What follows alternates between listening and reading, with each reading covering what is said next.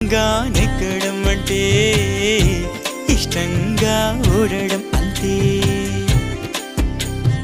ఆడించి అష్టాచమ్మ ఆడించావమ్మా, నీ పంట పండిందే ప్రేమ. నిజంగా నెగ్గడం అంటే ఇష్టంగా ఓడడం అంతే. ఆ మాటే అంటే ఈ చిన్నారి నమ్మదేంటమ్మా. నిజంగా నెగ్గడం అంటే ఇష్టంగా ఓడడం అంతే.